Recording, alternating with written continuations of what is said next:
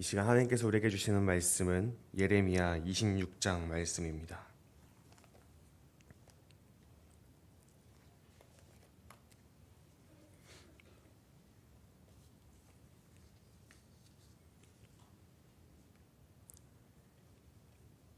예레미야 26장 말씀을 저와 여러분 말씀 교독하겠습니다.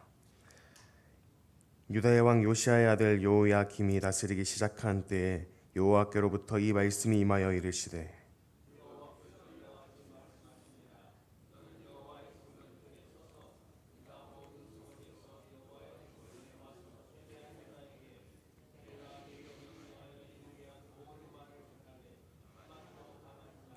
그들이 듣고 혹시 각각 그 악한 길에서 돌아오리라.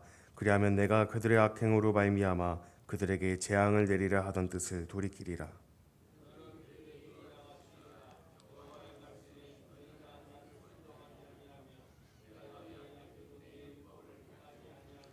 내가 너희에게 나의 종 선지자들을 꾸준히 보내 그들의 말을 순종하라고 하였으나 너희는 순종하지 아니하였느니라.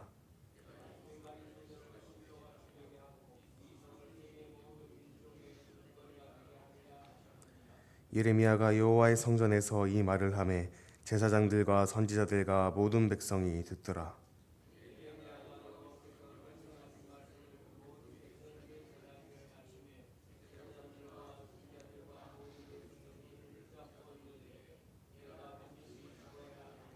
어찌하여 내가 여호와의 이름을 의지하고 예언하여 이르기를 이 성전이 실로같이 되겠고 이 성이 황폐하여 주민이 없으리라 하느냐 하며 그 모든 백성이 여호와의 성전에서 예레미야를 향하여 모여드니라.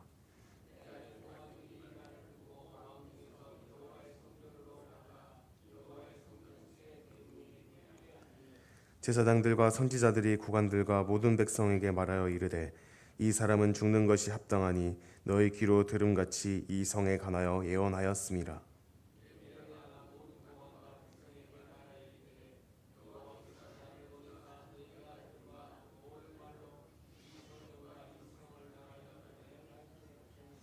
그런즉 너희는 너희 길과 행위를 고치고 너희 하나님 여호와의 목소리를 청중하라. 그리하면 여호와께서 너희에게 선언하신 재앙에 대하여 뜻을 돌이키시리라.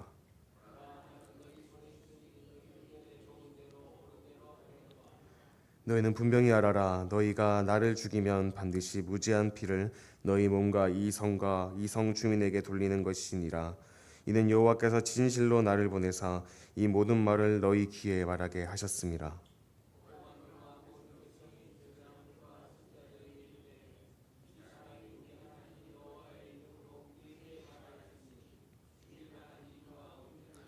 그러자 그 지방의 장로 중 몇 사람이 일어나 백성의 온 회중에게 말하여 이르기를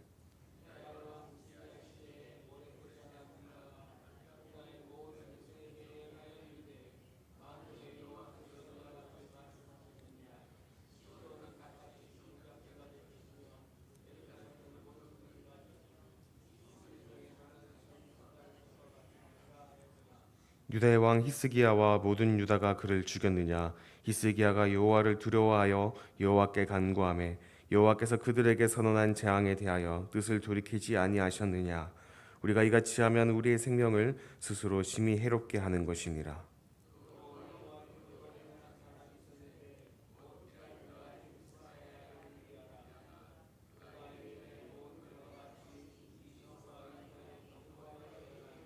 여호야긴 왕과 그의 모든 용사와 모든 구관이 그의 말을 듣고서 왕이 그를 죽이려 하매 우리아가 그 말을 듣고 두려워 애굽으로 도망하여 간지라.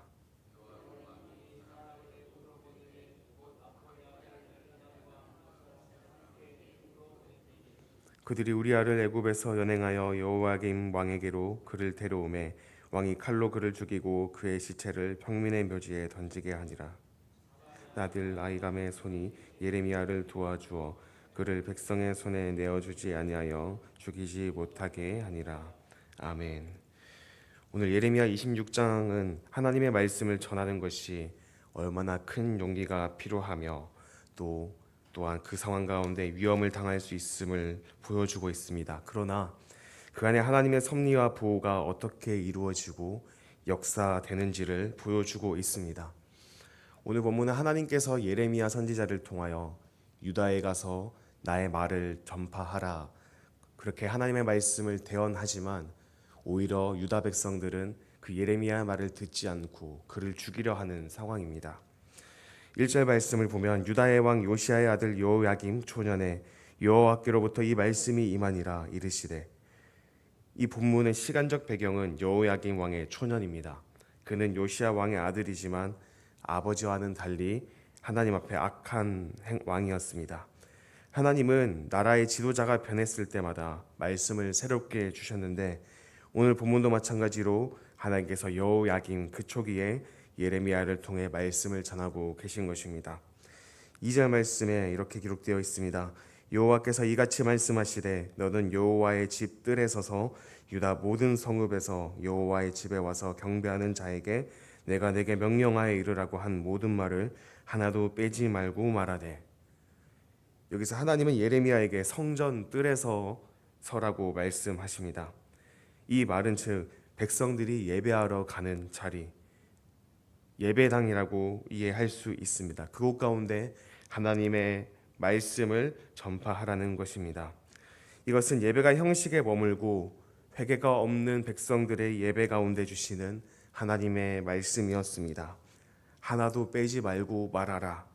그 말은 하나님의 이 말씀이 매우 엄중하고 무겁다는 것을 우리는 알 수 있습니다.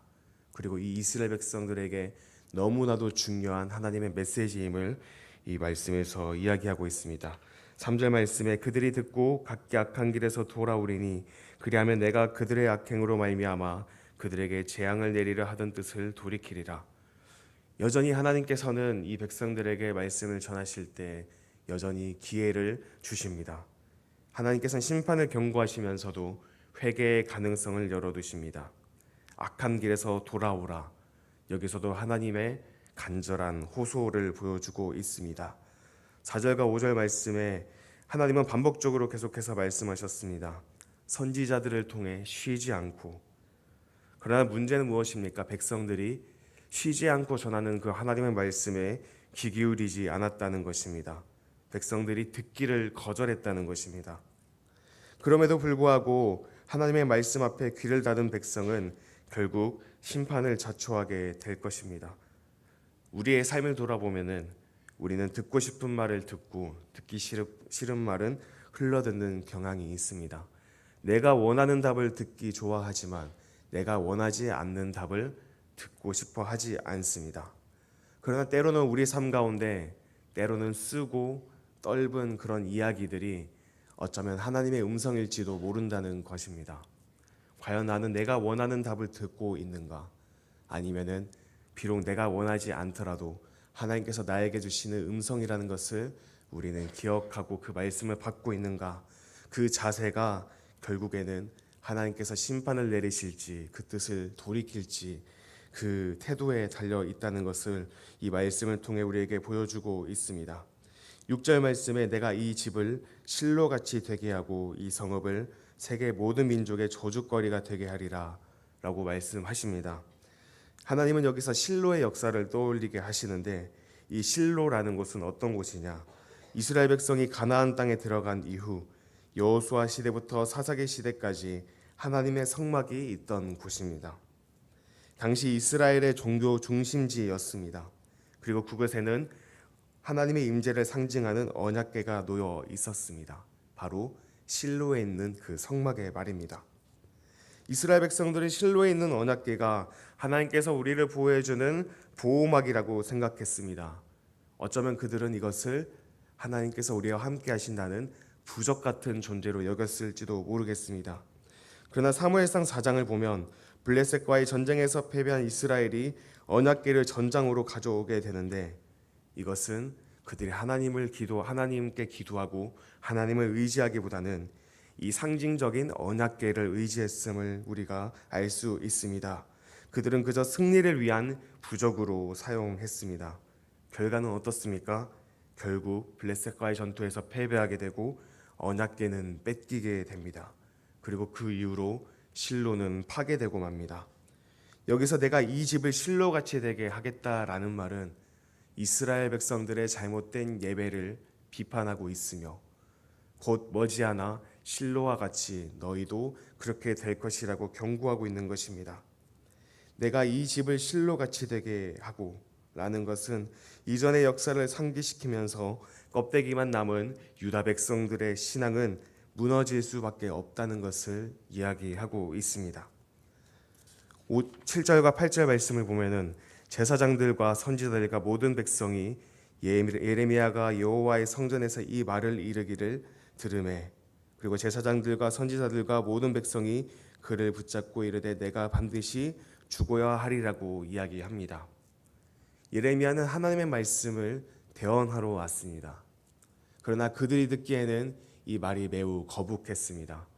본인이 거주하고 있는 이 땅이 황폐하게 될 것이며 하나님을 예배하는 성전이 무너질 것이라는 것을 말하는 이 예레미야 선지자의 말이 그들의 마음 가운데 얼마나 불편한 메시지로 다가왔겠습니까? 그들은 마음이 닫혀 있었습니다. 그들은 그 말씀을 듣고도 회개하지 않습니다. 오히려 말씀이 끝나자마자 예레미야는 붙잡힙니다. 그리고 반드시 죽어야 하리라, 그들의 주장이었습니다. 진리를 말하러 간 예레미야, 그는 그 가운데서 진리대로 행동했더니 오히려 죽음이라는 위험이 그 눈앞에 다가온 것입니다.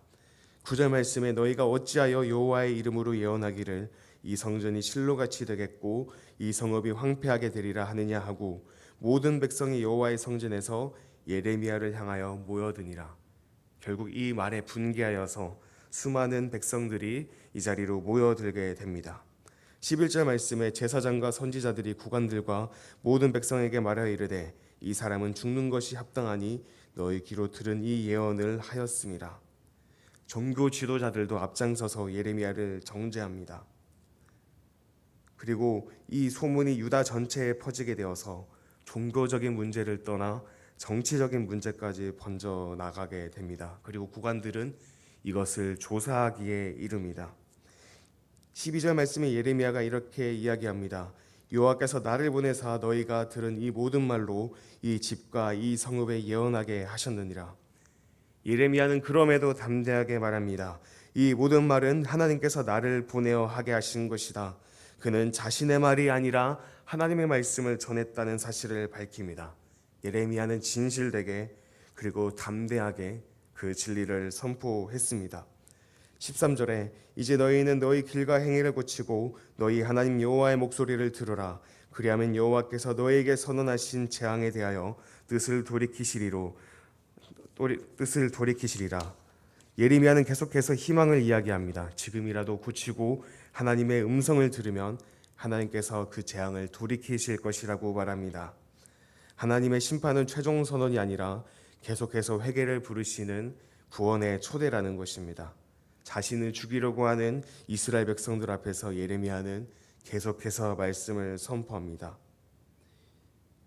이에 몇몇 사람들이 예레미야의 그 담대함과 그 진리를 선포하는 말씀을 듣고 그가 바른 말을 하고 있다고 이야기하는 사람들이 생겨나기 시작합니다. 이가 정말 하나님의 말씀을 선포하는 선지자이다라고 이야기하는 것입니다. 그것이 그렇게 되었던 이유는 무엇일까?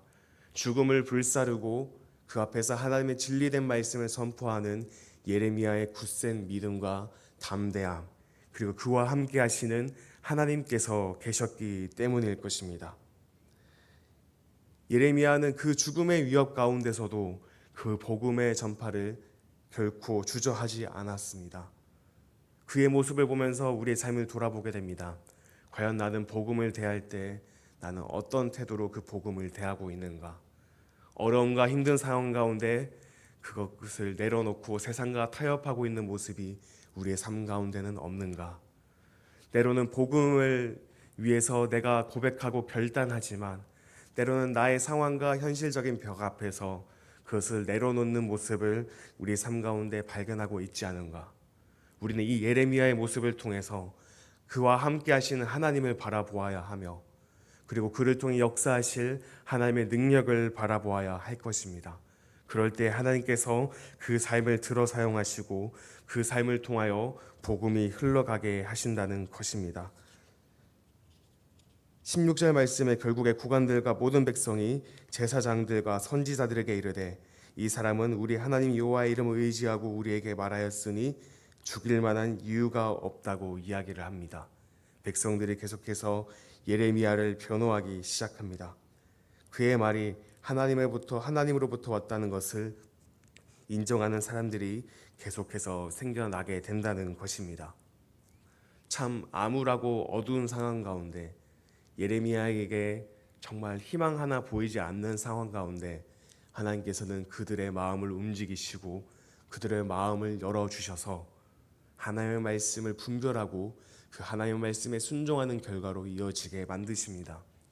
우리의 삶이 또 우리가 살아가고 있는 이 세상이 너무나 높고 견고할지라도 하나님께서는 그것을 허물어 버리시고 그 안에 하나님께서 능력을 더하시고 역사하실 것이라는 것을 우리는 믿음으로 의지하며 나아가야 할 것입니다. 하나님은 언제나 하나님의 일을 하는 그들을 보호하시고 지켜주십니다. 그리고 하나님께서는 그 믿음의 행동을 결코 외면하지 않으신다는 것을 이 말씀을 통해 우리는 알 수 있습니다. 17절과 18절 말씀에 그 땅에 장로 중 몇 사람이 일어나 백성의 온 회중에 말하여 이르되 유다의 왕 히스기야 시대에 모레셋 사람 미가가 나와서 유다 모든 백성에게 예언하여 이르기를 그리고 시온은 바깥이 경작지가 되고 예루살렘은 돌무더기가 되며 라고 선포했을 때를 떠올립니다. 히스기야 왕 때도 미가 선지자가 나와서 그들에게 하나님의 말씀을 선포합니다. 그때 이스라엘 백성들은 그 선지자의 말, 곧 그를 통해 선포하시는 하나님의 음성을 듣게 되었고 그들은 순종하고 회개하였습니다. 그들의 행동으로 인해 이스라엘 백성들은 하나님의 능력을 힘입어 구원을 얻게 됩니다. 이스라엘 백성들은 이때의 역사를 기억하며 다시 한 번 더 우리가 하나님 앞에 나아가야 함을 고백하고 있습니다. 19절 말씀에 그가 여호와를 두려워하였으므로 여호와께서 뜻을 돌이키사 그들에게 선언한 재앙을 내리지 아니하셨으니 결국 하나님께서 우리 삶 가운데도 그 뜻을 돌이키셔서 심판이 아닌 구원과 회개의 길로 이끄신다는 것을 주장하고 있습니다. 그리고 20절에서 23절 말씀에 또 여호와의 이름으로 예언한 사람이 있었는데 그 이름은 우리야라는 사람이었습니다. 그가 말씀을 선포했을 때 왕이 그 말을 듣고 죽이려고 했습니다. 그러나 그것이 그가 애굽으로 도망했으나 다시 그를 데리고 와 칼로 죽였던 일을 떠올리게 합니다. 그리고 24절 말씀에 사반의 아들 아이감의 손이 예레미야를 도와주어 그를 백성의 손에 넘기지 아니하여 죽지 않게 하니라. 이전에 우리야 선지자는 하나님의 말씀을 선포했다가 왕에 의해 죽임을 당하게 되었습니다. 이 사건을 떠올리며 이스라엘 백성은 예레미야 선지자를 지키고 보호해야겠다고 생각을 합니다. 그래서 하나님께서는 아이감이라는 인물을 통해서 이 예레미야를 죽음의 위협으로부터 건져내십니다. 하나님께서는 때로 우리가 알지 못하는 방식으로 우리의 사명을 계속 이어나갈 수 있도록 인도하십니다. 그리고 고난과 고통과 죽음의 위협 가운데서도 하나님은 우리를 보호하실 것입니다. 예레미야는 시대를 거슬러 하나님의 말씀을 외쳤습니다. 그는 자신에게 쏟아질 비난과 박해를 알면서도 침묵하지 않았습니다. 말씀을 왜곡하거나 빼지도 않았습니다. 그가 전한 것은 어쩌면 이스라엘 백성들에게 불편한 진실이었지만 그것이야말로 백성을 살리는 길이었습니다. 우리는 어떤 삶을 살아가고 있습니까? 편안한 복음, 내 삶에 유익한 말만 듣고 싶어 하지는 않습니까?